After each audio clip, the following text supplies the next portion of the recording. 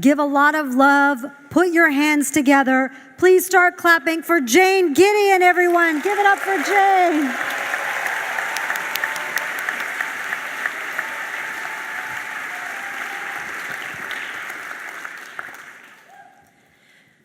My name is Jane because for the first year of my life, I was an orphan named Jane Doe. By the time my parents adopted me, I started responding to that name, so they just kept it.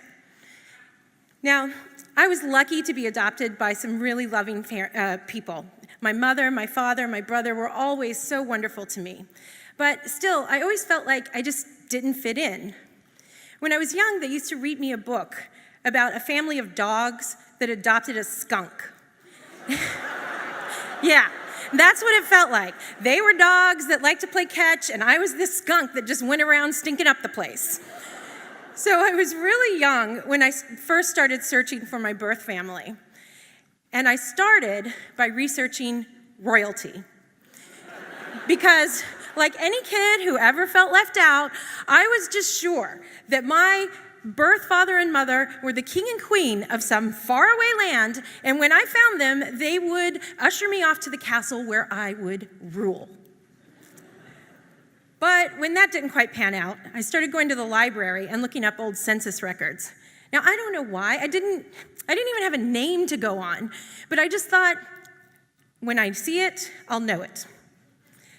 I was in my 20s when I finally found my birth mother. Now, my expectation was that she would be overjoyed to hear from me, and she would love me, and being the Queen of England, she was going to invite me to move into Windsor Castle immediately. That's not what happened. It turns out she had been a teenage mother, and my reappearance in her life had brought up a lot of painful memories. She wouldn't tell me anything about my biological father, and eventually she just cut off contact. And at that point, I thought, you know what? I should just appreciate this wonderful family who has raised me and give up all this searching. So I did for a while. But then my parents got sick, and my father died, and then my mother died, and then my brother died. And for the second time in my life, I was an orphan. But about the time that my family passed away, 23andMe and Ancestry was booming, and suddenly stalking people started to be really easy. So I joined Ancestry and I started putting a family tree together. And it was like putting together a big jigsaw puzzle. I knew I had the right pieces, but I just didn't know exactly how they fit together. And while I was trying to match this one piece to my biological mother, a friend of mine said, "What if you're actually looking at your biological father's family?" And when she said that, I saw it and I knew it. Just like I thought I would. Except, I had decades of family research behind me to back this up, but there was this family in Texas that had 4 sons, and I knew one of them was my biological father. And one of them actually was online on Ancestry. So I start typing up an email. And it says, "I know this is a terrible thing to do to you on Ancestry Messenger, but I think that you or one of your brothers might be my biological father, and here's how I came to that conclusion." And then I stopped, because if I sent this email, there was no going back, not for me or anyone else. Like, if they didn't want to know about me, well, too bad, it was too late. And if they rejected me, this was the end of the line. I wouldn't even have a hope for family. But I had been searching for this man my whole life, and I just couldn't walk away.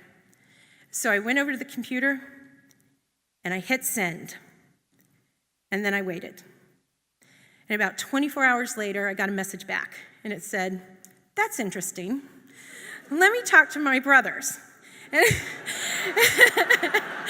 after a bit of back and forth, they came back and said, "Look, while we'd each like to claim you as our own, we think that you are probably our brother Don's daughter, and he died in 1994. And I said, "Oh, sure, blame the dead guy." But they agreed to do DNA tests, which did confirm that they were my uncles. But wait, there's more, because it turns out I have 3 brothers.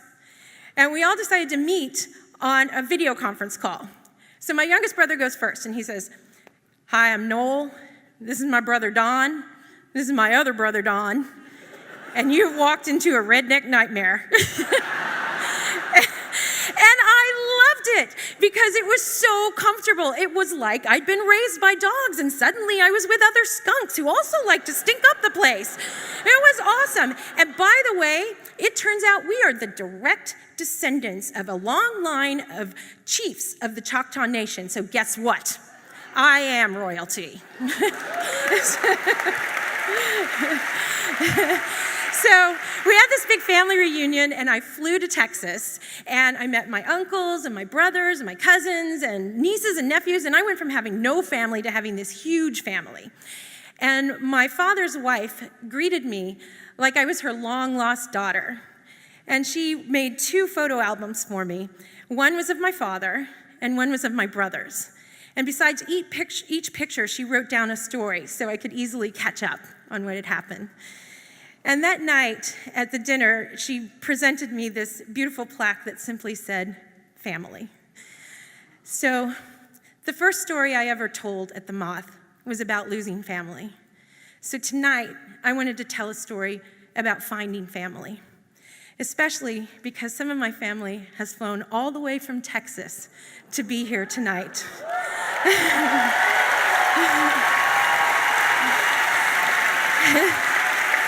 And this is my way, thank you.